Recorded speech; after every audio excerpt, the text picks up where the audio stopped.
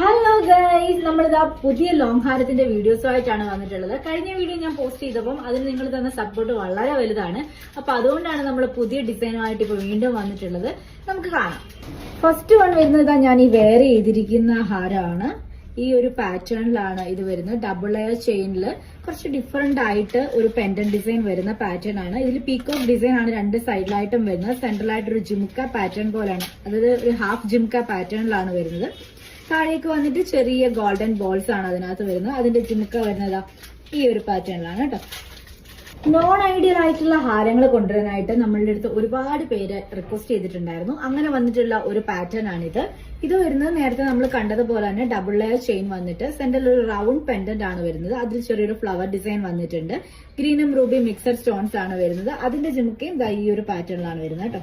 അടുത്ത് നമ്മളുടെ കസ്റ്റമേഴ്സിന്റെ favourite design ആണ്. ബ്ലാക്കും ഗോൾഡനും ബോൾസ് വന്നിട്ടുള്ള